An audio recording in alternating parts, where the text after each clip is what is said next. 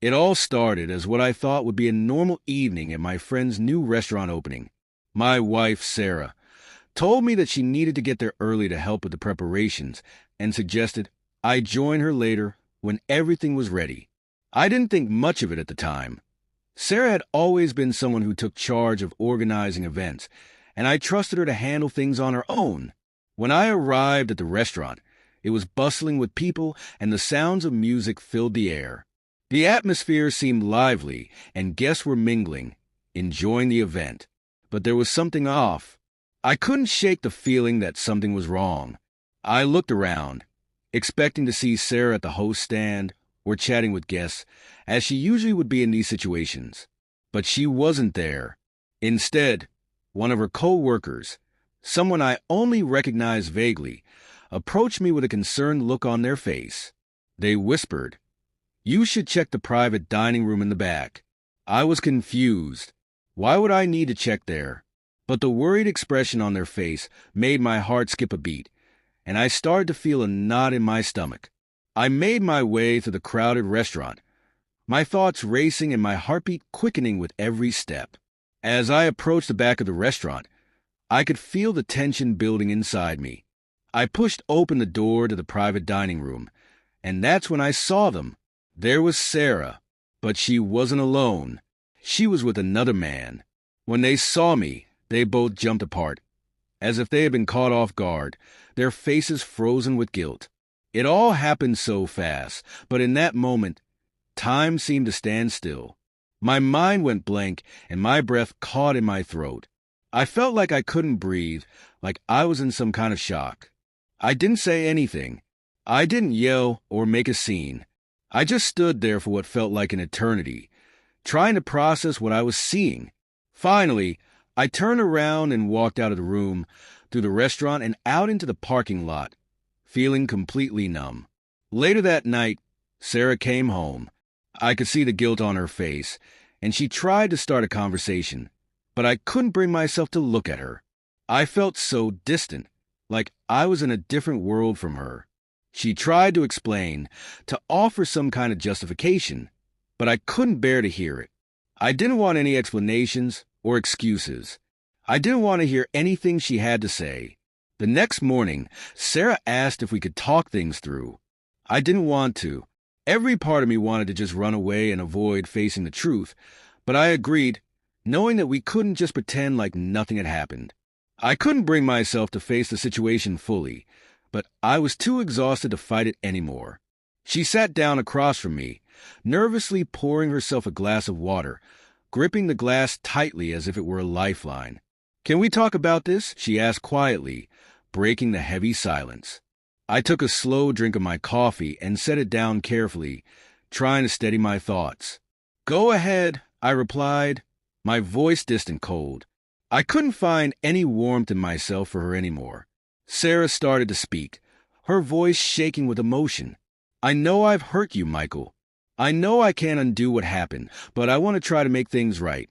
I want to find a way to move forward." I cut her off, my words sharp and bitter. "Try what?" I asked. "To act like nothing happened?" My heart hardened with each word. I could see the tears in her eyes, but I felt nothing. I was beyond feeling sorry for her. Sarah winced at my harsh tone, but she didn't back down. "No," she said, her voice steady despite the tears. "I know we can't pretend, but I want to find a way to move forward." I shook my head, letting out a harsh laugh. "There's no we anymore, Sarah," I said. "That's done." She started crying, her tears falling freely now. But I couldn't bring myself to care. I felt completely finished with her. I was done feeling sorry for her, done trying to understand. There was no going back. Our marriage, the life we had shared, it was all over. "I made a terrible mistake," she said, her voice trembling with emotion. "But I still love you, Michael. I never stopped loving you." Her words felt like a knife twisting in my chest. I could hear the desperation in her voice, and part of me wanted to believe her. I really wanted to, but how could I? How could I trust anything she said after everything she had done? After all the lies and the betrayal, How could I let myself be vulnerable again? Love. I scoffed bitterly. You call this love? Lying, sneaking around, humiliating me in front of everyone at the restaurant. If that's what you think love is, Sarah, then I want no part of it. She broke down completely in front of me.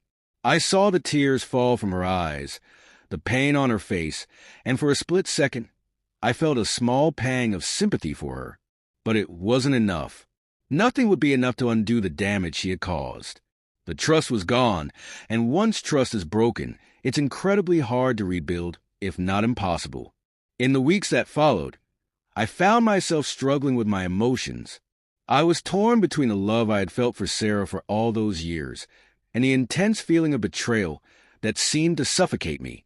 My heart longed to believe that there was still something worth saving, that we could work through the pain. But at the same time, I couldn't ignore what had happened. I couldn't forget how she had destroyed everything we built together. I knew I had to make a decision. I either had to try to salvage what little was left of our marriage or walk away and try to heal. Every day felt like a battle between the two options, but one morning, the decision became clear. I called Sarah into the kitchen, the same place where we had shared so many mornings, sipping coffee together and talking about our dreams and our lives. The memories flooded me as I sat at the counter, the spot that had once felt so familiar and safe. I can't do this anymore, I said, my voice steady but filled with sorrow. I can't pretend everything's fine. I can't trust you. Without trust, we have nothing. Sarah looked at me, her face a mask of pain and regret. She nodded, tears streaming down her cheeks. I understand, she whispered, her voice breaking. I'm so sorry, Michael. I gave her a small, sad smile, but the sadness in my heart was overwhelming. Me too, I replied quietly. The divorce process was surprisingly straightforward and civil. There were no heated arguments, no fights over possessions or property. We both knew what we had to do, and we did it without bitterness. Sarah moved to Denver to start over, and I kept the house in Portland. The house that once felt full of love now felt empty, a hollow shell of what it used to be. The silence was deafening at times. As the months passed, I worked on rebuilding my life, piece by piece. Some days were easier than others, and I found myself smiling again, starting to enjoy life in a way I hadn't in a long time. But the nights were still hard. The memories of what we had and what we had lost would creep in, and the weight of the betrayal would settle on my chest, making it hard to breathe. I wasn't sure if I would ever completely heal from what had happened, but I knew that I had to try. Maybe that's all anyone can do after a heartbreak. Try to move forward, even if it feels impossible. As for Sarah, I don't know what she's doing with her life now, and honestly, I don't need to know. She made her choice, and I made mine. I let go of the past, and I kept moving forward with my life. Life doesn't stop for anyone, no matter how much pain we're carrying. And so, I continue on day by day, finding new ways to heal and to grow. It's not easy, but it's all I can do right now.